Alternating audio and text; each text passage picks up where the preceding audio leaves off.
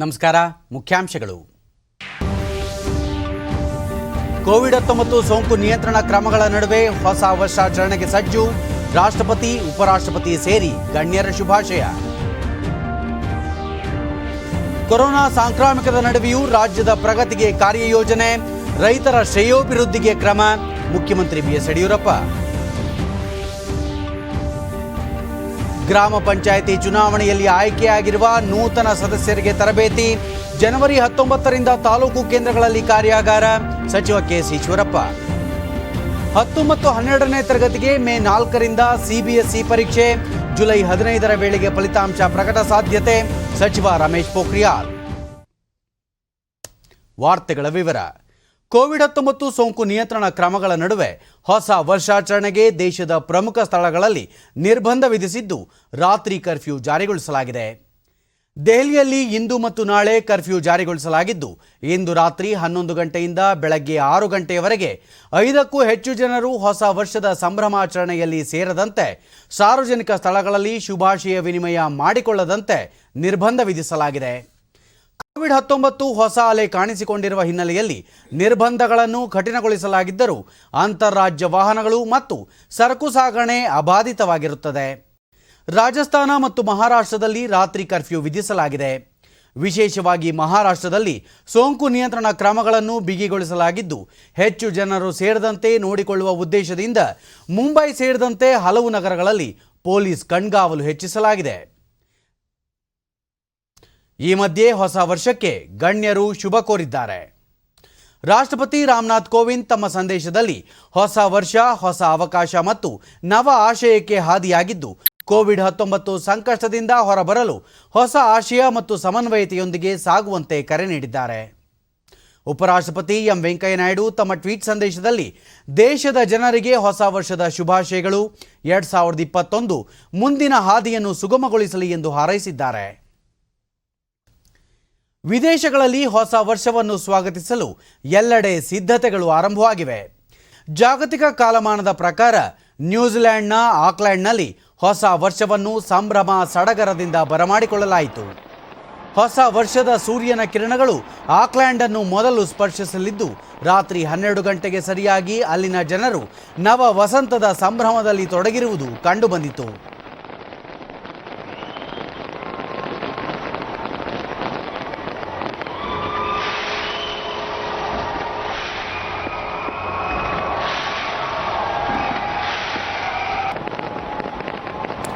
ನಂತರ ಆಸ್ಟ್ರೇಲಿಯಾದ ಸಿಡ್ನಿಯಲ್ಲಿ ಸಡಗರದೊಂದಿಗೆ ಹೊಸ ವರ್ಷ ಆಚರಿಸಲಾಗಿದೆ. ಬಾಣ ಬಿರುಸು, ಜಗಮಗಿಸುವ ದೀಪಾಲಂಕಾರಗಳಿಂದ ಸಿಡ್ನಿ ನಗರ ಕಂಗೊಳಿಸುತ್ತಿದೆ.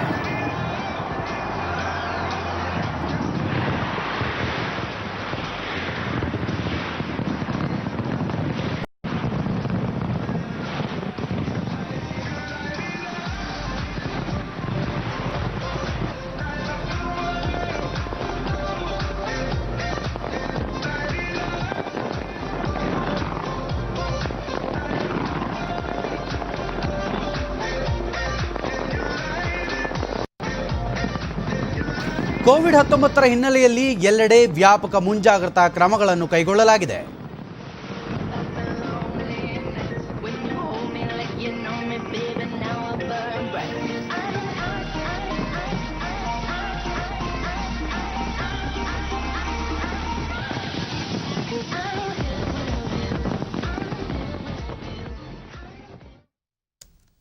ಸಮಗ್ರ ಕರ್ನಾಟಕವನ್ನು ಸಮೃದ್ಧ ರಾಜ್ಯವನ್ನಾಗಿಸಲು ಕಾರ್ಯಯೋಜನೆ ರೂಪಿಸಲಾಗಿದೆ. ಅಭಿವೃದ್ಧಿ ಭೂಪಟದಲ್ಲಿ ರಾಜ್ಯವನ್ನು ದೇಶದಲ್ಲೇ 1ನೇ ಸ್ಥಾನಕ್ಕೆ ಕೊಂಡೊಯ್ಯುವ ಕನಸಿನೊಂದಿಗೆ ತಮ್ಮ ಸರ್ಕಾರ ಹಲವು ಯೋಜನೆಗಳನ್ನು ರೂಪಿಸಿದೆ ಎಂದು ಮುಖ್ಯಮಂತ್ರಿ ಬಿಎಸ್ ಯಡಿಯೂರಪ್ಪ ತಿಳಿಸಿದ್ದಾರೆ. ಬೆಂಗಳೂರಿನಲ್ಲಿಂದು ಸುದ್ದಿಗಾರರೊಂದಿಗೆ ಅವರು, ಕೊರೋನಾ ಸಾಂಕ್ರಾಮಿಕದ ನಡುವೆಯೂ ರಾಜ್ಯದ ಪ್ರಗತಿ ಚಕ್ರ ಸರಾಗವಾಗಿ ಮುನ್ನಡೆದಿದೆ. ರೈತರು, ಅಸಂಘಟಿತ ವಲಯದ ಕಾರ್ಮಿಕರ ಹಿತಾಸಕ್ತಿಗಳನ್ನು ಕಾಪಾಡುವುದರ ಜೊತೆಗೆ ವ್ಯಾಪಾರೋದ್ಯಮಿಗಳಿಗೂ ಬೆಂಬಲ ನೀಡಲಾಗಿದೆ. ವಿದೇಶಿ ನೇರ ಬಂಡವಾಳ ಹೂಡಿಕೆಯಲ್ಲಿ ಕರ್ನಾಟಕ ಮೊದಲ ಸ್ಥಾನದಲ್ಲಿದೆ ಎಂದರು. ದೇಶದ ರೈತರ ಆದಾಯವನ್ನು 2022ರ ವೇಳೆಗೆ ದ್ವಿಗುಣಗೊಳಿಸುವ ಕಾರ್ಯಕ್ರಮವನ್ನು ಪ್ರಧಾನಿ ನರೇಂದ್ರ ಮೋದಿ ನೇತೃತ್ವದ ಕೇಂದ್ರ ಸರ್ಕಾರ ಹಲವು ಕಾರ್ಯಕ್ರಮಗಳನ್ನು ರೂಪಿಸಿದೆ. ರೈತರ ಶ್ರೇಯೋಭಿವೃದ್ಧಿಯನ್ನು ಗಮನದಲ್ಲಿಟ್ಟುಕೊಂಡು ಬಹುದಿನಗಳ ಬೇಡಿಕೆಯಾದ ಕೃಷಿ ಉತ್ಪನ್ನ ಮಾರುಕಟ್ಟೆ ಸಮಿತಿ ಎಪಿಎಂಸಿ ಕಾಯ್ದೆಗೆ ತಿದ್ದುಪಡಿ ತರಲಾಗಿದೆ. ಈ ಮೂಲಕ ರೈತರು ಬೆಳೆದ ಉತ್ಪನ್ನಗಳನ್ನು ಎಲ್ಲಿ ಬೇಕಾದರೂ ಮಾರಾಟ ಮಾಡಲು ಮುಕ್ತ ಸ್ವಾತಂತ್ರ್ಯ ನೀಡಲಾಗಿದೆ ಎಂದು ಮುಖ್ಯಮಂತ್ರಿ ಬಿಎಸ್ ಯಡಿಯೂರಪ್ಪ ತಿಳಿಸಿದರು. ಕನಿಷ್ಠ ಬೆಂಬಲ ಬೆಲೆ ವ್ಯವಸ್ಥೆ ಯಾವುದೇ ಕಾರಣಕ್ಕೂ ನಿಲ್ಲುವುದಿಲ್ಲ. ಮುಂದುವರೆದ ದೇಶಗಳ ಜೊತೆಯಲ್ಲಿ ಭಾರತವೂ ಸೇರಿ ಸಮಾನವಾಗಿ ಆರ್ಥಿಕ ಅಭಿವೃದ್ಧಿ ಸಾಧಿಸುವ ಉದ್ದೇಶದಿಂದ ಹಲವು ಕಾಯ್ದೆಗಳನ್ನು ಜಾರಿ ಮಾಡಲಾಗಿದೆ. ಸರ್ವರ ಸರ್ವಾಂಗೀಣ ಅಭಿವೃದ್ಧಿಗೆ ಪ್ರಧಾನಿ ಮುಂದಾಗಿದ್ದಾರೆ. ಈ ಮೂಲಕ ದೇಶದ ಸರ್ವತೋಮುಖ ಅಭಿವೃದ್ಧಿಗೆ ದೂರದೃಷ್ಟಿ ಕಾರ್ಯಕ್ರಮಗಳನ್ನು ಹಮ್ಮಿಕೊಂಡಿದ್ದಾರೆ ಎಂದರು. ಸಂಕಷ್ಟದಲ್ಲಿರುವ ರೈತರು ಹಾಗೂ ಇತರ ವರ್ಗಗಳ ಶ್ರೇಯೋಭಿವೃದ್ಧಿಗಾಗಿ ಪಿಎಂ ಕಿಸಾನ್ ಸಮ್ಮಾನ್ ಸೇರಿದಂತೆ ಹಲವು ಯೋಜನೆಗಳನ್ನು ಪ್ರಧಾನಿ ನರೇಂದ್ರ ಮೋದಿ ಜಾರಿಗೆ ತಂದಿದ್ದಾರೆ ಎಂದು ಮುಖ್ಯಮಂತ್ರಿ ತಿಳಿಸಿದರು. ಅನೇಕ ಕಾನೂನುಗಳನ್ನು ಸುಧಾರಿಸುವಂತದ್ದು ಅವಶ್ಯವಾಗಿದೆ. ರೈತರು, ಕೃಷಿ ಕಾರ್ಮಿಕರು, ಸಣ್ಣ ವ್ಯಾಪಾರಿಗಳು ಮೊದಲಾದ ಅಸಂಘಟಿತ ವಲಯಗಳ ಜನರಿಗೆ ಮಾಸಿಕ ಪಿಂಚಣಿ ವ್ಯವಸ್ಥೆ, ಬೇಟಿ ಬಚಾವ್, ಬೇಟಿ ಪಢಾವ್, ಉಜ್ವಲ ಇತ್ಯಾದಿ ಯೋಜನೆಗಳ ಯಶಸ್ಸು ನಮ್ಮ ಮುಂದಿದೆ.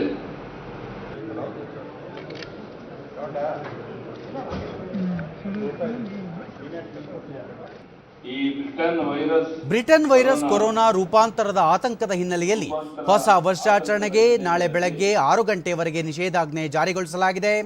ಜನರ ಆರೋಗ್ಯದ ಹಿತದೃಷ್ಟಿಯಿಂದ ಈ ಕ್ರಮ ಕೈಗೊಳ್ಳಲಾಗಿದೆ ಎಂದು ತಿಳಿಸಿದರು. ನಿಷೇಧಾಜ್ಞೆ ಇರುವ ಹಿನ್ನೆಲೆಯಲ್ಲಿ ಜನರು ಸಹಕರಿಸಬೇಕು, ಕೊರೋನಾ ಮಾರ್ಗಸೂಚಿಗಳನ್ನು ಕಡ್ಡಾಯವಾಗಿ ಪಾಲಿಸಬೇಕು ಎಂದು ಮುಖ್ಯಮಂತ್ರಿ ತಿಳಿಸಿದರು. ನಿಷೇಧಾಜ್ಞೆಯನ್ನು ಜಾರಿಗೊಳಿಸಲಾಗಿದೆ.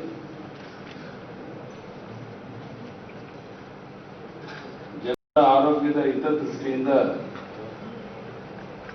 ಈ ಕ್ರಮ ಕೈಗೊಳ್ಳಲಾಗಿದೆ. ದಯವಿಟ್ಟು ಇವತ್ತು ಒಂದಿನದ ಮಟ್ಟಿಗೆ ಎಲ್ಲರೂ ಸಹಕರಿಸಬೇಕು ಅಂತ ವಿನಂತಿ ಮಾಡ್ತೇನೆ.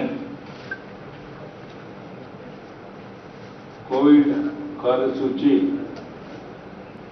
ಕಡ್ಡಾಯವಾಗಿ ಪಾಲನೆ ಮಾಡಬೇಕು ಅಂತೇಳಿ ವಿನಂತಿಯನ್ನ ಮಾಡ್ತೇನೆ. ನಾಡಿನ ಜನತೆಗೆ ಹೊಸ ವರ್ಷದ ಶುಭ ಹಾರೈಸಿದ ಮುಖ್ಯಮಂತ್ರಿ ಯಡಿಯೂರಪ್ಪ, ರಾಜ್ಯ ಮತ್ತು ರಾಷ್ಟ್ರದಲ್ಲಿ ಭಾರತೀಯ ಜನತಾ ಪಕ್ಷ ಮತ್ತಷ್ಟು ಬಲವರ್ಧನೆಗೊಳ್ಳುತ್ತಿದೆ ಎಂದರು. ಪತ್ರಿಕಾಗೋಷ್ಠಿಯಲ್ಲಿ ಉಪಮುಖ್ಯಮಂತ್ರಿ ಡಾಕ್ಟರ್ ಸಿಎನ್ ಅಶ್ವತ್ಥನಾರಾಯಣ, ಸಚಿವ ಆರ್ ಅಶೋಕ ಮತ್ತಿತರರು ಉಪಸ್ಥಿತರಿದ್ದರು. ಕೋವಿಡ್-19 ಸಾಂಕ್ರಾಮಿಕ ಹರಡುವುದನ್ನು ತಡೆಯಲು ಬೆಂಗಳೂರು ಸೇರಿದಂತೆ ರಾಜ್ಯಾದ್ಯಂತ ಹೊಸ ವರ್ಷಾಚರಣೆಗೆ ಹಲವು ನಿಯಮಗಳನ್ನು ವಿಧಿಸಲಾಗಿದ್ದು, ಐಪಿಸಿ 144ರ ಅನ್ವಯ ಪ್ರತಿಬಂಧಕಾಜ್ಞೆ ಜಾರಿಗೊಳಿಸಲಾಗಿದೆ ಎಂದು ಗೃಹ ಸಚಿವ ಬಸವರಾಜ ಬೊಮ್ಮಾಯಿ ತಿಳಿಸಿದ್ದಾರೆ. ಸುದ್ದಿಗಾರರೊಂದಿಗೆ ಅವರು, ವಿಶೇಷವಾಗಿ ಬೆಂಗಳೂರಿನಲ್ಲಿ ಸಾರ್ವಜನಿಕರು ಹೆಚ್ಚಾಗಿ ಸೇರುವ ಎಂಜಿ ರಸ್ತೆ, ಬ್ರಿಗೇಡ್ ರಸ್ತೆ, ಚರ್ಚ್ ಸ್ಟ್ರೀಟ್, ಇಂದಿರಾನಗರ, ಕೋರಮಂಗಲ ಮುಂತಾದ ಕಡೆ ಕಠಿಣ ನಿರ್ಬಂಧಗಳನ್ನು ಜಾರಿಗೊಳಿಸಲಾಗಿದೆ ಎಂದರು. ಸಾರ್ವಜನಿಕರಿಗೆ ಅನಗತ್ಯವಾಗಿ ತೊಂದರೆಯಾಗದಂತೆ ತಮ್ಮ ಕರ್ತವ್ಯವನ್ನು ನಿರ್ವಹಿಸಬೇಕು ಎಂದು ಸಂಚಾರಿ ಪೊಲೀಸರಿಗೆ ಸೂಚಿಸಲಾಗಿದೆ ಎಂದು ಅವರು ಹೇಳಿದರು. ಆದ್ದರಿಂದ ಅದರ ಅನುಗುಣವಾಗಿ ನಾವು ಇವತ್ತು ಇದು ಸಣ್ಣ ಬದಲಾವಣೆ ಏನಿಲ್ಲ, ಇಂಪ್ರೂವ್ಮೆಂಟ್ ಮಾಡಿದ್ದೇವೆ. ಸಂಪೂರ್ಣ ನಿಯಂತ್ರಣ ಮಾಡುವ ಹಿನ್ನೆಲೆಯಲ್ಲಿ ನಾವು ಮಾಡಿದ್ದೇವೆ. 144 ಎಲ್ಲದ ಕಡೆ ಇರ್ತದೆ. ಅದು ವಿಶೇಷವಾದಂಥ ಗಮನ ನಾವು ಎಲ್ಲಿ ಹೆಚ್ಚಿನ ಸಾರ್ವಜನಿಕರು ಸೇರ್ತಾ ಇದ್ದಾರೆ ಅಲ್ಲಿ ನಾವು ಗಮನವನ್ನು ಕೊಡ್ತೀವಿ. ಧರ್ಮೇಗೌಡರ ಸಾವಿನ ಬಗ್ಗೆ ಸುದ್ದಿಗಾರರ ಪ್ರಶ್ನೆಯೊಂದಕ್ಕೆ ಉತ್ತರಿಸಿದ ಸಚಿವರು, ವಿಧಾನ ಪರಿಷತ್ ಉಪಸಭಾಪತಿ ಎಸ್ಎಲ್ ಧರ್ಮೇಗೌಡ ಅವರ ಅಕಾಲಿಕ ನಿಧನ ಕುರಿತು ಪೊಲೀಸರು ಪ್ರಾಥಮಿಕ ತನಿಖೆ ನಡೆಸುತ್ತಿದ್ದಾರೆ. ವರದಿ ಬಂದ ನಂತರ ಮುಂದಿನ ಕ್ರಮದ ಬಗ್ಗೆ ತೀರ್ಮಾನ ಕೈಗೊಳ್ಳಲಾಗುವುದು. ಲೋಕಸಭಾಧ್ಯಕ್ಷ ಓಂ ಬಿರ್ಲಾ ಅವರ ಸಲಹೆಯನ್ನು ಗಮನದಲ್ಲಿರಿಸಿಕೊಳ್ಳಲಾಗಿದೆ ಎಂದು ತಿಳಿಸಿದರು. ಇನ್ಕ್ವೈರಿಗಳನ್ನ ಪೊಲೀಸರು ಮಾಡ್ತಾ ಇದ್ದಾರೆ. ಅದರಲ್ಲಿ ಏನು ಬರ್ತದೆ ನೋಡಿಕೊಂಡು ಮುಂದಿನ ಕ್ರಮಗಳನ್ನ ನಾವು. ಸರ್ಕಾರದ ಮಾರ್ಗಸೂಚಿ ಹಿನ್ನೆಲೆಯಲ್ಲಿ ನೂತನ ವರ್ಷಾಚರಣೆಯನ್ನು ಸರಳವಾಗಿ ಆಚರಿಸಲು ಬೆಂಗಳೂರು ನಗರದ ಜನತೆ ಸಜ್ಜಾಗಿದ್ದಾರೆ. ಕೋವಿಡ್ ಮುಂಜಾಗ್ರತಾ ಕ್ರಮಗಳ ಹಿನ್ನೆಲೆಯಲ್ಲಿ ನಗರದ ಪ್ರಮುಖ ತಾಣಗಳಾದ ಎಂಜಿ ರಸ್ತೆ, ಬ್ರಿಗೇಡ್ ರಸ್ತೆ ಮುಂತಾದ ಕಡೆ ಜನಜಂಗುಳಿ ಸೇರಿದಂತೆ ಪೊಲೀಸರು ವಿಶೇಷ ಮುನ್ನೆಚ್ಚರಿಕೆ ಕೈಗೊಂಡಿದ್ದಾರೆ. ನಗರದ ಮೇಲ್ಸೇತುವೆಗಳಲ್ಲಿ ವಾಹನ ಸಂಚಾರವನ್ನು ನಿರ್ಬಂಧಿಸಲಾಗಿದೆ. ನಗರದಾದ್ಯಂತ ನೂತನ ವರ್ಷಾಚರಣೆ ಸಂದರ್ಭದಲ್ಲಿ ಪ್ರತಿ ವರ್ಷ ಕಂಡುಬರುತ್ತಿದ್ದ ಸಡಗರ ಸಂಭ್ರಮ ಕೋವಿಡ್-19 ಹಿನ್ನೆಲೆಯಲ್ಲಿ ಕಳೆಗುಂದಿದೆ. ಆದರೂ ಸಹ ಸಾರ್ವಜನಿಕರು ಸೀಮಿತ ಸದಸ್ಯರೊಂದಿಗೆ ಹೊಸ ವರ್ಷವನ್ನು ಬರಮಾಡಿಕೊಳ್ಳಲು ಕಾತುರರಾಗಿದ್ದಾರೆ.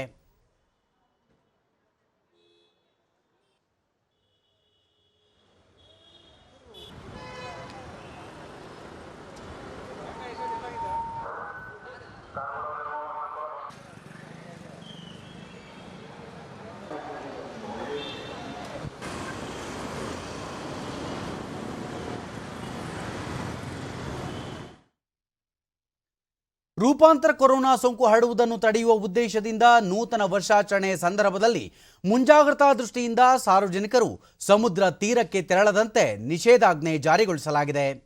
ಈ ಹಿನ್ನೆಲೆಯಲ್ಲಿ ಕಡಲ ತೀರವನ್ನು ಹೊಂದಿರುವ ರಾಜ್ಯದ ದಕ್ಷಿಣ ಕನ್ನಡ ಜಿಲ್ಲೆಯಲ್ಲಿ ಬಿಗಿ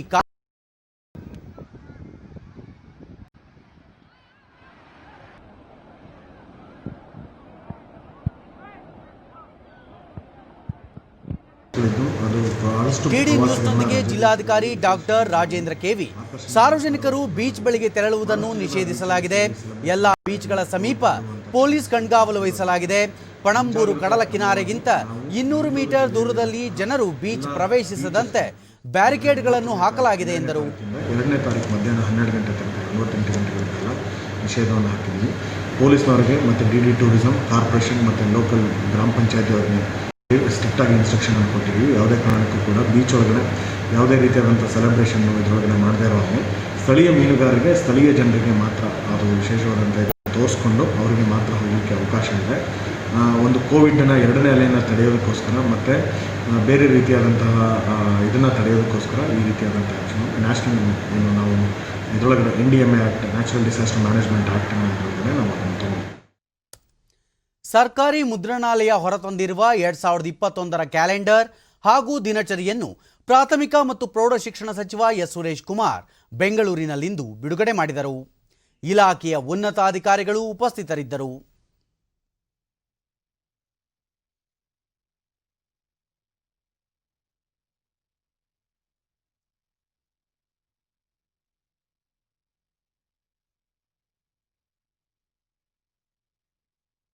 ನಂತರ ಸುರೇಶ್ ಕುಮಾರ್ SSLC ಹಾಗೂ PUC ವಿದ್ಯಾರ್ಥಿಗಳು ತರಗತಿಗಳಿಗೆ ಹಾಜರಾಗುವುದು ಕಡ್ಡಾಯವಲ್ಲ, ಸ್ವ ಇಚ್ಛೆಯಿಂದ ಬರಬಹುದು. ಬರುವಾಗ ಪೋಷಕರ ಒಪ್ಪಿಗೆ ಪತ್ರವನ್ನು ಕಡ್ಡಾಯವಾಗಿ ತರಬೇಕು. ವಿದ್ಯಾರ್ಥಿಗಳ ಹಿತದೃಷ್ಟಿಯಿಂದ ಶಾಲಾ ಕಾಲೇಜುಗಳನ್ನು ಪ್ರಾರಂಭ ಮಾಡಲಾಗುತ್ತಿದೆ. ವಿದ್ಯಾರ್ಥಿಗಳ ಆರೋಗ್ಯದ ಬಗ್ಗೆ ಕಾಳಜಿ ವಹಿಸಲಾಗುವುದು. ಈ ವಿಚಾರದಲ್ಲಿ ಪೋಷಕರಿಗೆ ಆತಂಕ ಬೇಡ ಎಂದರು. ನಾಳೆ ಬೆಳಗ್ಗೆ ಶಾಲಾ ಕಾಲೇಜುಗಳು ಆರಂಭವಾದ ಮೊದಲ ಅವಧಿಯಲ್ಲಿ ಕೋವಿಡ್ ಹರಡದಂತೆ ಮುಂಜಾಗ್ರತಾ ಕ್ರಮಗಳನ್ನು ಕೈಗೊಳ್ಳುವ ಕುರಿತು ತಿಳಿವಳಿಕೆ ಹಾಗೂ ಮಾರ್ಗದರ್ಶನ ನೀಡಬೇಕು ಎಂದು ಸೂಚಿಸಲಾಗಿದೆ.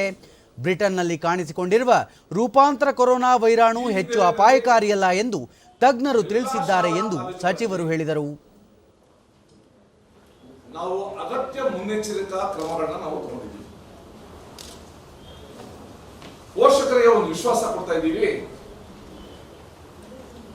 ನೀವು ನಿಮ್ಮ ಮನೆಯಲ್ಲಿ ಮಕ್ಕಳನ್ನ ಯಾವ ರೀತಿ ಜೋಪಾನವಾಗಿ ಜತನವಾಗಿ ಎಚ್ಚರಿಕೆಯಿಂದ ನೋಡ್ಕೊಳ್ತೀರ, ಅದೇ ರೀತಿ ಜೋಪಾನವಾಗಿ ಜತನವಾಗಿ ಎಚ್ಚರಿಕೆಯಿಂದ ನಮ್ಮ ಶಾಲೆಗಳಲ್ಲಿ ಶಿಕ್ಷಕರು ನೋಡ್ಕೊಳ್ತಾರೆ. ಆ ರೀತಿಯ ವ್ಯವಸ್ಥೆನ ಶಾಲೆಗಳಲ್ಲಿ ಮಾಡ್ತಾ ಇದ್ದಾರೆ. ನನ್ನ ಮುಂದೆ SSLC ಪರೀಕ್ಷೆಗೆ ಒಂದು ಉದಾಹರಣೆ. ಕೋವಿಡ್ಗೆ ಏನು ಮುನ್ನೆಚ್ಚರಿಕಾ ಕ್ರಮ ತಗೊಳ್ಬೇಕು ಅದೇ ಮುನ್ನೆಚ್ಚರಿಕಾ ಕ್ರಮವನ್ನು ಕೂಡ ಈ 2ನೇ ವೇವ್ ತಗೊಂಡ್ರೆ ಸಾಕು. ಇದನ್ನ ರಾಷ್ಟ್ರ ಮಟ್ಟದ ರಾಜ್ಯ ಮಟ್ಟದ ತಜ್ಞರು ಮತ್ತೆ ಮತ್ತೆ ಮತ್ತೆ ಹೇಳ್ತಾ ಇದ್ದಾರೆ. ಮತ್ತೆ ಕೋವಿಡ್ಗೆ ಏನು ಔಷಧಿ ಕೊಟ್ಟಿದ್ದೀವಿ ಅದೇ ಔಷಧಿ 2ನೇ ವೇವ್ ಕೂಡ ಸಾಕು ಅಂತ ಕೂಡ ಹೇಳಿದ್ದಾರೆ. ವಿದ್ಯಾಗಮವನ್ನ 6, 7, 8 ಮತ್ತು 9ನೇ ತರಗತಿಗಳಿಗೆ ವಿದ್ಯಾಗಮ ಆರಂಭ ಮಾಡುತ್ತಿದ್ದು ಶೈಕ್ಷಣಿಕ ಚಟುವಟಿಕೆ ಹಾಗೂ ಕಲಿಕೆಗೆ ವಿಶೇಷ ಒತ್ತು ನೀಡಲಾಗುವುದು. ಜನವರಿ 15ರ ನಂತರ ಪರಿಸ್ಥಿತಿ ಪರಿಶೀಲಿಸಿ ತಾಂತ್ರಿಕ ಸಲಹಾ ಸಮಿತಿ ನೀಡುವ ಸಲಹೆ ಸೂಚನೆ ಆಧರಿಸಿ ಮೊದಲನೇ PU ತರಗತಿಗಳನ್ನು ಆರಂಭಿಸುವ ಕುರಿತು ನಿರ್ಧಾರ ಮಾಡುತ್ತೇವೆ. ಸರ್ಕಾರಿ ಸಾರಿಗೆ ಬಸ್ಗಳಲ್ಲಿ ಪ್ರಯಾಣಿಸುವ ಎಸ್ಎಸ್ಎಲ್ಸಿ ಹಾಗೂ ಪಿಯುಸಿ ವಿದ್ಯಾರ್ಥಿಗಳಿಗೆ ಹಳೆಯ ಬಸ್ ಪಾಸ್ ಬಳಕೆಗೆ ಸಾರಿಗೆ ಇಲಾಖೆ ಅನುಮತಿ ನೀಡಿದೆ ಎಂದು ಸುರೇಶ್ ಕುಮಾರ್ ತಿಳಿಸಿದರು.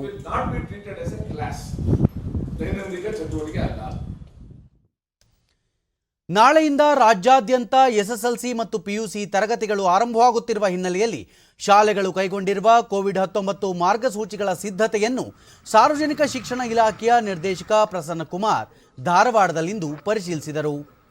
ಜಿಲ್ಲೆಯ ವಿವಿಧ ಶಾಲೆಗಳಿಗೆ ಭೇಟಿ ನೀಡಿದ ಅವರು ಇಲಾಖೆ ಸಿಬ್ಬಂದಿಯೊಂದಿಗೆ ಸಮಾಲೋಚನೆ ನಡೆಸಿದರು. ಹೇಗೆ ನಾವು ಅದನ್ನ ಫಾಲೋ ಮಾಡ್ತಕ್ಕಂಥದ್ದು, ಸ್ಯಾನಿಟೈಸ್ ಮಾಡಿಸೋದು ಏನು, ಬಳಿಕ ಡಿಡಿ ನ್ಯೂಸ್ನೊಂದಿಗೆ ಅವರು ಬೆಳಗಿನ ಅವಧಿಯಲ್ಲಿ ತರಗತಿಗಳನ್ನು ನಡೆಸಲು ಉದ್ದೇಶಿಸಲಾಗಿದ್ದು ಮಧ್ಯಾಹ್ನದ ವೇಳೆಯಲ್ಲಿ ವಿದ್ಯಾಗಮದಡಿ ಪಠ್ಯಕ್ರಮಗಳನ್ನು ಬೋಧಿಸಲು ಸೂಚಿಸಲಾಗಿದೆ. ಶಿಕ್ಷಣ ಇಲಾಖೆ ಈಗಾಗಲೇ ಎಲ್ಲಾ ಪೂರ್ವ ಸಿದ್ಧತೆಗಳನ್ನು ಮಾಡಿಕೊಂಡಿದೆ. ಪೋಷಕರು ಹಾಗೂ ವಿದ್ಯಾರ್ಥಿಗಳು ಆತಂಕಕ್ಕೆ ಒಳಗಾಗುವುದು ಅನಗತ್ಯ ಎಂದರು. ಬೆಳಗಿನ ಅವಧಿಯಲ್ಲಿ ನಿರ್ವಹಣೆ ಆಗ್ತದೆ ಮತ್ತು ಮಧ್ಯಾಹ್ನ ಅವಧಿಯಲ್ಲಿ ಅವರು ಮನೆಗೆ ಹೋಗ್ತಾರೆ. ಮಧ್ಯಾಹ್ನದ ಅವಧಿಯಲ್ಲಿ 8 ಮತ್ತು 9ನೇ ತರಗತಿ ಮಕ್ಕಳು ಶಾಲೆಗೆ ವಿದ್ಯಾಗಮ ಅಂತಕ್ಕಂಥ ಹೆಸರಿನಲ್ಲಿ ಕಾರ್ಯಕ್ರಮ ಮಾಡ್ತೀವಿ, ಅದಕ್ಕೆ ಬರ್ತಾ ಇದ್ದಾರೆ.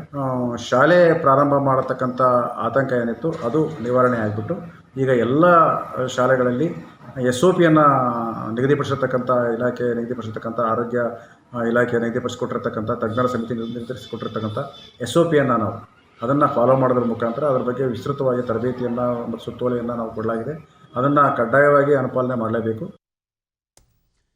ಕೋವಿಡ್ ತಾಂತ್ರಿಕ ಸಲಹಾ ಸಮಿತಿ ಮಾರ್ಗಸೂಚಿಯಂತೆ ಪ್ರಸ್ತುತ ಶೈಕ್ಷಣಿಕ ವರ್ಷದ ಎಸ್ಎಸ್ಎಲ್ಸಿ ಮತ್ತು ಪಿಯುಸಿ ತರಗತಿಗಳು ನಾಳೆಯಿಂದ ಆರಂಭಗೊಳ್ಳುತ್ತಿರುವ ಹಿನ್ನೆಲೆಯಲ್ಲಿ ಪ್ರಾಥಮಿಕ ಮತ್ತು ಪ್ರೌಢಶಿಕ್ಷಣ ಸಚಿವ ಎಸ್ ಸುರೇಶ್ ಕುಮಾರ್ ಬೆಂಗಳೂರಿನಲ್ಲಿಂದು ವಿವಿಧ ಶಾಲಾ ಕಾಲೇಜುಗಳಿಗೆ ಭೇಟಿ ನೀಡಿ ಪೂರ್ವ ಸಿದ್ಧತೆಯನ್ನು ಪರಿಶೀಲಿಸಿದರು. ಬಸವನಗುಡಿಯ BMS ಕಾಲೇಜು, ಜಯನಗರದ ನ್ಯಾಷನಲ್ ಕಾಲೇಜುಗಳಿಗೆ ಭೇಟಿ ನೀಡಿದ ಅವರು ಸಿಬ್ಬಂದಿಯೊಂದಿಗೆ ಸಮಾಲೋಚನೆ ನಡೆಸಿ ಕಟ್ಟುನಿಟ್ಟಾಗಿ ಕೋವಿಡ್-19 ಮುನ್ನೆಚ್ಚರಿಕಾ ಕ್ರಮಗಳನ್ನು ಪಾಲಿಸುವಂತೆ ಸೂಚಿಸಿದರು.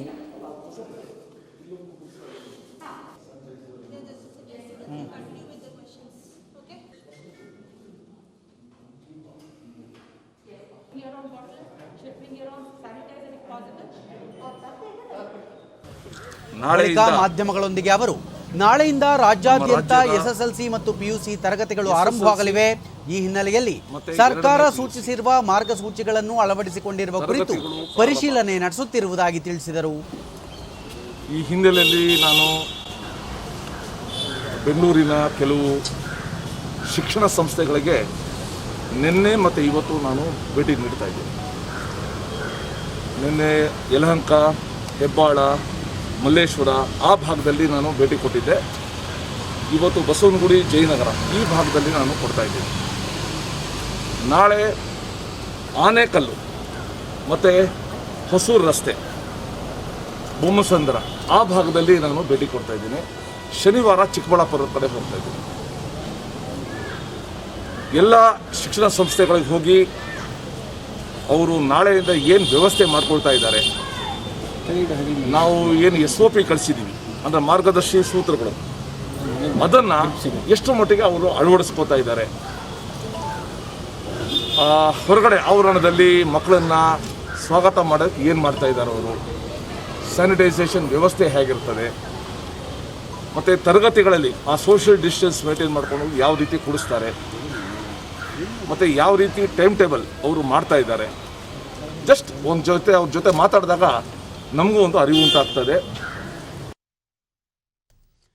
ಗ್ರಾಮ ಪಂಚಾಯತ್ ಚುನಾವಣೆಯಲ್ಲಿ ನೂತನವಾಗಿ ಆಯ್ಕೆಯಾಗಿರುವ ರಾಜ್ಯದ ಎಲ್ಲ 92,131 ಸದಸ್ಯರಿಗೆ ಅಬ್ದುಲ್ ನಜೀರ್ ಸಾಬ್ ರಾಜ್ಯ ಗ್ರಾಮೀಣಾಭಿವೃದ್ಧಿ ಮತ್ತು ಪಂಚಾಯತ್ ರಾಜ್ ಸಂಸ್ಥೆಯಿಂದ ತರಬೇತಿ ನೀಡಲಾಗುವುದು ಎಂದು ಸಚಿವ KC ಈಶ್ವರಪ್ಪ ಶಿವಮೊಗ್ಗದಲ್ಲಿಂದು ತಿಳಿಸಿದ್ದಾರೆ. ಸುದ್ದಿಗಾರರೊಂದಿಗೆ ಅವರು ಜನವರಿ 19ರಿಂದ ಮಾರ್ಚ್ 26ರವರೆಗೆ ತಾಲೂಕು ಹಂತದಲ್ಲಿ 10 ತಂಡಗಳಿಂದ ತರಬೇತಿ ನೀಡಲಾಗುವುದು. ರಾಜ್ಯದ 176 ತಾಲೂಕುಗಳ 285 ಕೇಂದ್ರಗಳಲ್ಲಿ ತರಬೇತಿ ನೀಡಲು ಕಾರ್ಯಯೋಜನೆ ರೂಪಿಸಲಾಗಿದೆ. ಇದಕ್ಕಾಗಿ 900 ಸಂಪನ್ಮೂಲ ವ್ಯಕ್ತಿಗಳನ್ನು ನಿಯೋಜನೆ ಮಾಡಲು ಉದ್ದೇಶಿಸಲಾಗಿದೆ ಎಂದರು. ತರಬೇತಿ ಅವಧಿಯಲ್ಲಿ ಗ್ರಾಮ ಸ್ವರಾಜ್ ಕಾಯ್ದೆ ಕುರಿತು ವಿಶೇಷ ಕಾರ್ಯಾಗಾರ ಆಯೋಜಿಸಿರುವುದಾಗಿ ಅವರು ತಿಳಿಸಿದರು. ಚುನಾವಣೆ ಮುಗಿದೋಯ್ತು. ಚುನಾವಣೆ ತನಕ ಕೂಡ ಸ್ಪರ್ಧೆ, ಪ್ರತಿಸ್ಪರ್ಧೆ, ಗೆಲುವು, ಸೋಲು ಎಲ್ಲ ಮುಗಿದೋಯ್ತು. ಈ ಗೆದ್ದಿರಂತ ಅವಕಾಶ ಭಗವಂತ ನಿಮಗೆ ಅವಕಾಶ ಮಾಡಿಕೊಟ್ಟಿದ್ದಾನೆ. 92,130 ಜನಕ್ಕೆ ನಿಮ್ಮ ಹಳ್ಳಿ ಅಭಿವೃದ್ಧಿಗೆ ಪೂರ್ಣ ಶ್ರಮವನ್ನು ಹಾಕಬೇಕು. ಇದಕ್ಕೆ ನಾವು ರಾಜ್ಯ ಸರ್ಕಾರ, ಕೇಂದ್ರ ಸರ್ಕಾರ ಪೂರ್ಣ ಸಹಕಾರವನ್ನು ಕೂಡ ನಾವು ಕೊಡಲಿದ್ದೇವೆ. ಈ ದಿಕ್ಕಿನಲ್ಲಿ ಪೂರ್ಣ ತರಬೇತಿ. ರಾಜ್ಯದಲ್ಲಿ ಇಂದು ಹೊಸದಾಗಿ 952 ಕೋವಿಡ್ ಪ್ರಕರಣಗಳು ದೃಢಪಟ್ಟಿದ್ದು, ಇದರೊಂದಿಗೆ ಒಟ್ಟು ಸೋಂಕು ಪ್ರಕರಣಗಳ ಸಂಖ್ಯೆ 9,19,496ಕ್ಕೆ ಏರಿಕೆಯಾಗಿದೆ. ಇಂದು 1,282 ಮಂದಿ ಆಸ್ಪತ್ರೆಯಿಂದ ಬಿಡುಗಡೆಯಾಗಿದ್ದು, ಇದುವರೆಗೂ ಗುಣಮುಖರಾದವರ ಸಂಖ್ಯೆ ಒಟ್ಟು 8,96,116ಕ್ಕೆ ತಲುಪಿದೆ. ಇಂದು 9 ಮಂದಿ ಸಾವನ್ನಪ್ಪಿದ್ದು, ಮೃತಪಟ್ಟವರ ಸಂಖ್ಯೆ 12,090ಕ್ಕೆ ಏರಿಕೆಯಾಗಿದೆ. ಸದ್ಯ ರಾಜ್ಯದಲ್ಲಿ 11,271 ಸಕ್ರಿಯ ಪ್ರಕರಣಗಳಿವೆ. 194 ಮಂದಿ ರಾಜ್ಯದ ವಿವಿಧ ಆಸ್ಪತ್ರೆಗಳಲ್ಲಿ ತೀವ್ರ ನಿಗಾ ಘಟಕದಲ್ಲಿ ಚಿಕಿತ್ಸೆ ಪಡೆಯುತ್ತಿದ್ದಾರೆ. ಇಂದು 1,15,451 ಮಾದರಿ ಪರೀಕ್ಷೆಗಳನ್ನು ನಡೆಸಲಾಗಿದ್ದು, ಇದುವರೆಗೂ 1,40,78,158 ಮಂದಿಗೆ ಕೊರೋನಾ ಪರೀಕ್ಷೆ ನಡೆಸಲಾಗಿದೆ ಎಂದು ಆರೋಗ್ಯ ಮತ್ತು ಕುಟುಂಬ ಕಲ್ಯಾಣ ಇಲಾಖೆ ತಿಳಿಸಿದೆ. ಬೆಂಗಳೂರಿನಲ್ಲಿ ಇಂದು 554 ಮಂದಿಗೆ ಸೋಂಕು ತಗುಲಿದ್ದು, ಒಟ್ಟು ಸೋಂಕು ಪ್ರಕರಣಗಳ ಸಂಖ್ಯೆ 3,88,386ಕ್ಕೆ ಏರಿಕೆಯಾಗಿದೆ. ಇಂದು 849 ಮಂದಿ ಆಸ್ಪತ್ರೆಯಿಂದ ಬಿಡುಗಡೆಯಾಗಿದ್ದು, ಇದುವರೆಗೂ ಗುಣಮುಖರಾದವರ ಸಂಖ್ಯೆ 3,76,835ಕ್ಕೆ ಏರಿಕೆಯಾಗಿದೆ. ಸದ್ಯ 7,233 ಸಕ್ರಿಯ ಪ್ರಕರಣಗಳಿವೆ. ಬೆಂಗಳೂರಿನಲ್ಲಿ 6 ಮಂದಿ ಮೃತಪಟ್ಟಿರುವುದು ಸೇರಿದಂತೆ ಒಟ್ಟಾರೆ 4,317 ಮಂದಿ ಸಾವನ್ನಪ್ಪಿದ್ದಾರೆ. ವಿವಿಧ ಜಿಲ್ಲೆಗಳಲ್ಲಿ ವರದಿಯಾಗಿರುವ ಪ್ರಕರಣಗಳ ವಿವರ ಇಂತಿದೆ.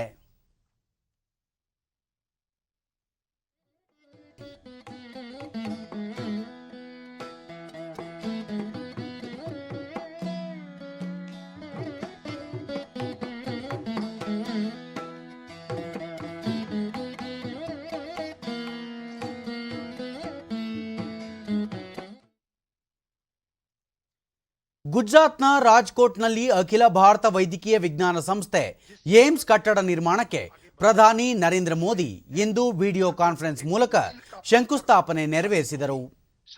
ಗುಜರಾತ್ ರಾಜ್ಯಪಾಲರು, ಕೇಂದ್ರ ಸಚಿವ ಹರ್ಷವರ್ಧನ್, ಗುಜರಾತ್ ಮುಖ್ಯಮಂತ್ರಿ ವಿಜಯ್ ರೂಪಾನಿ ಮತ್ತಿತರರು ಪಾಲ್ಗೊಂಡಿದ್ದರು. 1,195 ಕೋಟಿ ರೂಪಾಯಿ ಅಂದಾಜು ವೆಚ್ಚದ ಈ ಯೋಜನೆಗೆ 201 ಎಕರೆ ಭೂಮಿಯನ್ನು ಮಂಜೂರು ಮಾಡಲಾಗಿದೆ. 2022ರಲ್ಲಿ ಕಾಮಗಾರಿ ಪೂರ್ಣಗೊಳ್ಳುವ ನಿರೀಕ್ಷೆ ಇದ್ದು, 20 ಹಾಸಿಗೆಗಳ ಆಯುಷ್ ವಿಭಾಗ ಸೇರಿದಂತೆ 750 ಹಾಸಿಗೆಗಳ ಸುಸಜ್ಜಿತ ಆಸ್ಪತ್ರೆ ಇದಾಗಲಿದೆ. और प्रदेश में हेल्थ इंफ्रास्ट्रक्चर का महत्व, ये बात हमें 2020 से अधिक कौन समझा सकता है, लेकिन धन्य है ये धरा गुजरात की। इन पर उतार रहा है गुजरात।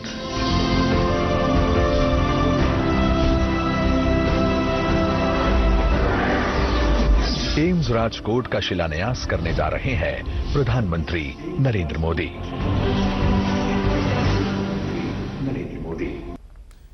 ಬಳಿಕ ಪ್ರಧಾನಿ ನರೇಂದ್ರ ಮೋದಿ 2020ನೇ ಸಾಲಿನಲ್ಲಿ ಕೊರೋನಾ ಸೋಂಕಿನಿಂದಾಗಿ ಸಾಕಷ್ಟು ಸಮಸ್ಯೆಗಳು ಮತ್ತು ಸವಾಲುಗಳು ಎದುರಾಗಿದ್ದು, ನಾವೀಗ ಹೊಸ ವರ್ಷದ ಹೊಸ್ತಿಲಲ್ಲಿದ್ದೇವೆ. ಬರುವ ದಿನಗಳು ಆಶಾದಾಯಕವಾಗಿರಲಿದ್ದು, ಆರೋಗ್ಯ ಸಮಸ್ಯೆಗಳಿಗೆ ಪರಿಹಾರ ಕಂಡುಕೊಳ್ಳುವ ವಿಶ್ವಾಸದಲ್ಲಿದ್ದೇವೆ ಎಂದರು. ಕೋವಿಡ್-19ಕ್ಕೆ ಲಸಿಕೆ ನೀಡುವ ಕಾರ್ಯಕ್ರಮ ಅಂತಿಮ ಹಂತದಲ್ಲಿದೆ. ದೇಶೀಯವಾಗಿ ಉತ್ಪಾದನೆಯಾಗುವ ಲಸಿಕೆಯನ್ನು ಜನತೆಗೆ ನೀಡಲಾಗುವುದು. ಇದೀಗ 2ನೇ ಅಲೆ ಕಾಣಿಸಿಕೊಂಡಿದ್ದು, ಜನತೆ ಮೈಮರೆಯಬಾರದು, ಎಚ್ಚರಿಕೆಯಿಂದಿದ್ದು ಸರ್ಕಾರದ ಮಾರ್ಗಸೂಚಿಗಳನ್ನು ಕಡ್ಡಾಯವಾಗಿ ಪರಿಪಾಲಿಸಬೇಕು ಎಂದ ಅವರು, ಕೋವಿಡ್-19 ನಮಗೆ ಅರಿವಿಲ್ಲದ ವೈರಿಯಾಗಿದ್ದು, ಇದನ್ನು ಎದುರಿಸುವ ಸಂದರ್ಭದಲ್ಲಿ ನಾಗರಿಕರು ಜವಾಬ್ದಾರಿಯಿಂದ ವರ್ತಿಸಬೇಕು. ಕೆಲವು ವ್ಯಕ್ತಿಗಳು ವೈಯಕ್ತಿಕ ಲಾಭಕ್ಕಾಗಿ ಊಹಾಪೋಹಗಳನ್ನು ಹರಡುತ್ತಾರೆ. ಆಧಾರವಿಲ್ಲದ ಸಂದೇಶಗಳನ್ನು ಸಾಮಾಜಿಕ ಜಾಲತಾಣಗಳಲ್ಲಿ ವಿನಿಮಯ ಮಾಡಿಕೊಳ್ಳುವುದು ಸೂಕ್ತವಲ್ಲ ಎಂದು ಹೇಳಿದರು. ಕೋವಿಡ್-19 ಸಂಕಷ್ಟ ಸಂದರ್ಭದಲ್ಲಿ ಆರೋಗ್ಯ ಕ್ಷೇತ್ರದಲ್ಲಿ ಭಾರತ ಜಾಗತಿಕ ಪ್ರಮುಖ ಕೇಂದ್ರವಾಗಿ ಹೊರಹೊಮ್ಮಿದೆ. ಆಯುಷ್ಮಾನ್ ಭಾರತ್ ಯೋಜನೆ ದೇಶದ ಆರೋಗ್ಯ ಕ್ಷೇತ್ರದಲ್ಲಿ ಸಾಕಷ್ಟು ಸುಧಾರಣೆಗಳಿಗೆ ಕಾರಣವಾಗಿದ್ದು, ಬಡ ಜನರ 30,000 ಕೋಟಿ ರೂಪಾಯಿ ಹಣವನ್ನು ಉಳಿಸಿದೆ. ಕಳೆದ 6 ವರ್ಷಗಳಲ್ಲಿ 10 ಹೊಸ ಏಮ್ಸ್ ಆಸ್ಪತ್ರೆಗಳು, 20 ಸೂಪರ್ ಸ್ಪೆಷಾಲಿಟಿ ಆಸ್ಪತ್ರೆಗಳನ್ನು ನಿರ್ಮಿಸಲಾಗಿದೆ. ಹೊಸದಾಗಿ 31,000 MBBS ಹಾಗೂ 24,000 ಸ್ನಾತಕೋತ್ತರ ಪದವಿ ಸೀಟುಗಳನ್ನು ಹೆಚ್ಚಿಸಲಾಗಿದೆ ಎಂದು ಪ್ರಧಾನಿ ವಿವರ ನೀಡಿದರು. एक छोटा शहर ही बस जाता है कि आजादी के इतने दशकों के बाद भी सिर्फ 6 एम्स ही बन पाए थे. 2003 में अटल जी की सरकार ने 6 और एम्स बनाने के लिए कदम उठाए थे. उनके बनाते बनाते 2012 आ गया था, यानी 9 साल लग गए थे. ದೇಶಾದ್ಯಂತ ಕೋವಿಡ್-19 ಲಸಿಕೆ ವಿತರಣೆ ಕುರಿತಂತೆ ಪೂರ್ವ ಸಿದ್ಧತೆಗಳು ಆರಂಭವಾಗಿವೆ. ವಿವಿಧ ರಾಜ್ಯಗಳು ಮತ್ತು ಕೇಂದ್ರಾಡಳಿತ ಪ್ರದೇಶಗಳಿಗೆ ಕೊರೋನಾ ಲಸಿಕೆ ನೀಡುವ ಪ್ರಕ್ರಿಯೆಯನ್ನು ಆರಂಭಿಸುವಂತೆ ಸೂಚಿಸಲಾಗಿದೆ. ಕೇಂದ್ರ ಆರೋಗ್ಯ ಇಲಾಖೆ ಕಾರ್ಯದರ್ಶಿ ರಾಜೇಶ್ ಭೂಷಣ್ ನೇತೃತ್ವದಲ್ಲಿ ನಡೆದ ಸಭೆಯಲ್ಲಿ ಈ ಕುರಿತು ತೀರ್ಮಾನ ಕೈಗೊಳ್ಳಲಾಗಿದ್ದು, ಮಹಾರಾಷ್ಟ್ರ, ಆಂಧ್ರಪ್ರದೇಶ ಸೇರಿದಂತೆ ಕೆಲವು ರಾಜ್ಯಗಳಲ್ಲಿ ಜನವರಿ 2ರಿಂದ ಲಸಿಕೆ ನೀಡುವ ಪೂರ್ವ ಪ್ರಯೋಗ ಆರಂಭಕ್ಕೆ ನಿರ್ಧರಿಸಲಾಗಿದೆ. ಲಸಿಕೆ ನೀಡಲು ರಾಷ್ಟ್ರ ಮಟ್ಟದಲ್ಲಿ 96,000 ಮಂದಿಗೆ ತರಬೇತಿ ನೀಡಲಾಗಿದ್ದು, ರಾಜ್ಯ ಮಟ್ಟದಲ್ಲಿ 20,360 ಜನರನ್ನು ತರಬೇತುಗೊಳಿಸಲಾಗಿದೆ. ಜಿಲ್ಲಾ ಹಂತದಲ್ಲಿ 57,000ಕ್ಕೂ ಹೆಚ್ಚು ಮಂದಿಯನ್ನು ಪರಿಣಿತರನ್ನಾಗಿ ಮಾಡಲಾಗಿದೆ. ಕೋವಿಡ್-19 ಲಸಿಕೆಯನ್ನು ಪಡೆದುಕೊಳ್ಳುವ ಮೊದಲ ಹಂತದ ಫಲಾನುಭವಿಗಳ ಪಟ್ಟಿಯನ್ನು ಕೋವನ್ ತಾಣಕ್ಕೆ ಅಪ್ಲೋಡ್ ಮಾಡುವಂತೆ ಜಿಲ್ಲಾ ಕೇಂದ್ರಗಳಿಗೆ ಸೂಚನೆ ನೀಡಲಾಗಿದೆ. ಕೇಂದ್ರೀಯ ಪರೀಕ್ಷಾ ಮಂಡಳಿ ಸಿಬಿಎಸ್ಇ ಪರೀಕ್ಷೆಗಳು ಮೇ 4ರಿಂದ ಆರಂಭವಾಗಲಿದೆ ಎಂದು ಕೇಂದ್ರ ಶಿಕ್ಷಣ ಸಚಿವ ರಮೇಶ್ ಪೋಖ್ರಿಯಾಲ್ ನಿಶಾಂಕ್ ತಿಳಿಸಿದ್ದಾರೆ. ಮೇ 4ರಿಂದ ಸಿಬಿಎಸ್ಇಯ 10 ಮತ್ತು 12ನೇ ತರಗತಿಗಳ ಪರೀಕ್ಷೆಗಳು ನಡೆಯಲಿದ್ದು, ಜೂನ್ 10ರ ವೇಳೆಗೆ ಸಂಪೂರ್ಣ ಪರೀಕ್ಷೆಗಳನ್ನು ಪೂರ್ಣಗೊಳಿಸಲಾಗುವುದು. ಜುಲೈ 15ರ ವೇಳೆಗೆ ಫಲಿತಾಂಶ ಪ್ರಕಟಿಸಲಾಗುವುದು ಎಂದು ಅವರು ಮಾಹಿತಿ ನೀಡಿದ್ದಾರೆ. ಸಿಬಿಎಸ್ಇ ಪರೀಕ್ಷೆಗೆ ಸಂಬಂಧಿಸಿದಂತೆ ವಿದ್ಯಾರ್ಥಿಗಳು ಮತ್ತು ಪೋಷಕರು ಆತಂಕಗೊಳ್ಳುವ ಅಗತ್ಯವಿಲ್ಲ. ಕಾಲಮಿತಿಯಲ್ಲಿ ಈ ಪ್ರಕ್ರಿಯೆ ಪೂರ್ಣಗೊಳಿಸಲಾಗುವುದು. ವಿದ್ಯಾರ್ಥಿಗಳು ಈ ವೇಳಾಪಟ್ಟಿಗೆ ಪೂರಕವಾಗಿ ಅಭ್ಯಾಸದಲ್ಲಿ ತೊಡಗುವಂತೆ ಅವರು ಕರೆ ನೀಡಿದ್ದಾರೆ. करना चाहेंगे और परिणामों को घोषणा 15 जुलाई तक कर देनी चाहिए. प्रैक्टिकल की जो परीक्षाएं हैं वो आपकी 1 मार्च से शुरू हो जाएंगी. मेरी शुभकामना आप पूरी ताकत के साथ और बहुत आत्मबल के साथ. ಪ್ರಕೃತಿ ಸೌಂದರ್ಯದ ಮಡಿಲಲ್ಲಿರುವ ಚಿಕ್ಕಮಗಳೂರು ಜಿಲ್ಲೆಯ ಮೂಡಿಗೆರೆ ತಾಲೂಕಿನ ಬಾಳೂರು ಮೀಸಲು ಅರಣ್ಯ ಪ್ರದೇಶದಲ್ಲಿರುವ ಎತ್ತಿನ ಭುಜ ಬೆಟ್ಟ ಪ್ರವಾಸಿಗರನ್ನು ಕೈಬೀಸಿ ಕರೆಯುತ್ತಿದೆ. ಕಾಡು ಮೇಡುಗಳ ಮಧ್ಯೆ ತಲೆ ಎತ್ತಿರುವ ಬೆಟ್ಟವನ್ನು ನೋಡುವುದೇ ಒಂದು ಸೋಜಿಗ. ಪ್ರವಾಸಿ ತಾಣಗಳ ಸುತ್ತಮುತ್ತಲಿನ ಸೌಂದರ್ಯ ಸವಿಯಲು ಹಾಗೂ ಬೆಟ್ಟಕ್ಕೆ ಚಾರಣ ಕೈಗೊಳ್ಳಲು ಎತ್ತಿನ ಭುಜ ಬೆಟ್ಟ ಸೂಕ್ತ ಸ್ಥಳವಾಗಿದೆ ಎಂದರೂ ತಪ್ಪಾಗಲಾರದು. ಕಣಿವೆ ಪ್ರದೇಶದಲ್ಲಿ ಎತ್ತಿನ ಭುಜದಂತೆಯೇ ಕಾಣುವ ಈ ಬೆಟ್ಟವನ್ನು ನೋಡಲು ನಾಡಿನ ಮೂಲೆ ಮೂಲೆಗಳಿಂದ ಪ್ರವಾಸಿಗರು ಹೆಚ್ಚಿನ ಸಂಖ್ಯೆಯಲ್ಲಿ ಆಗಮಿಸುತ್ತಾರೆ. ಯುವ ಸಮುದಾಯ ಚಾರಣ ಕೈಗೊಳ್ಳಲು ಹೆಚ್ಚಿನ ಆಸಕ್ತಿ ತೋರುತ್ತಿದ್ದಾರೆ. ಜೊತೆಗೆ ಪರಿಸರದ ಸೌಂದರ್ಯವನ್ನು ಆಸ್ವಾದಿಸುತ್ತಿದ್ದಾರೆ. ಸಮುದ್ರ ಮಟ್ಟಕ್ಕಿಂತ 1,300 ಮೀಟರ್ ಎತ್ತರದ ಈ ಬೆಟ್ಟದ ಸುತ್ತಮುತ್ತ ಎತ್ತ ನೋಡಿದರೂ ಹಸಿರು ಕಂಗೊಳಿಸುತ್ತದೆ.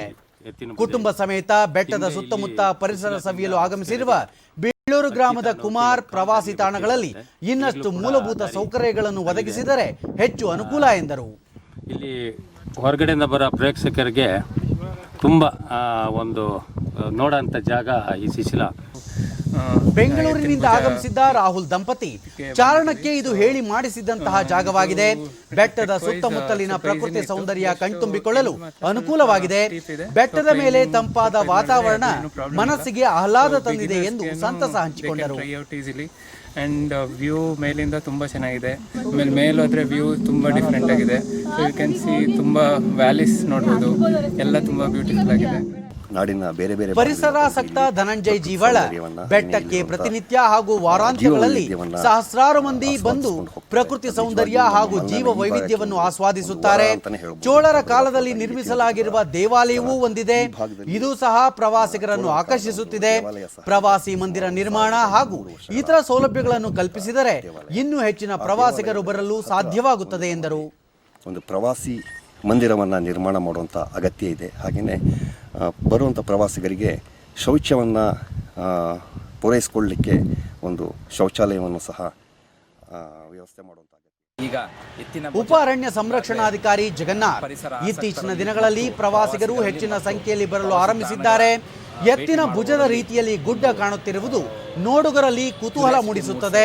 ಪರಿಸರ ಸಂರಕ್ಷಣೆ ಹಾಗೂ ಪರಿಸರ ಸ್ನೇಹಿ ಪ್ರವಾಸ ತಾಣವಾಗಿ ಅಭಿವೃದ್ಧಿಪಡಿಸಲು ಎಲ್ಲಾ ರೀತಿಯ ಕ್ರಮಗಳನ್ನು ಕೈಗೊಳ್ಳಲಾಗಿದೆ ಎಂದರು. ಎಲ್ಲ ಕಣ್ಣು ತುಂಬಿಸಿಕೊಂಡು ಹೋಗುವಂತ. ಕೊನೆಯಲ್ಲಿ ಮತ್ತೊಮ್ಮೆ ಮುಖ್ಯಾಂಶಗಳು. ಕೋವಿಡ್-19 ಸೋಂಕು ನಿಯಂತ್ರಣ ಕ್ರಮಗಳ ನಡುವೆ ಹೊಸ ವರ್ಷಾಚರಣೆಗೆ ಸಜ್ಜು. ರಾಷ್ಟ್ರಪತಿ, ಉಪರಾಷ್ಟ್ರಪತಿ ಸೇರಿ ಗಣ್ಯರ ಶುಭಾಶಯ. ಕೊರೋನಾ ಸಾಂಕ್ರಾಮಿಕದ ನಡುವೆಯೂ ರಾಜ್ಯದ ಪ್ರಗತಿಗೆ ಕಾರ್ಯಯೋಜನೆ. ರೈತರ ಶ್ರೇಯೋಭಿವೃದ್ಧಿಗೆ ಕ್ರಮ. ಮುಖ್ಯಮಂತ್ರಿ ಬಿಎಸ್ ಯಡಿಯೂರಪ್ಪ.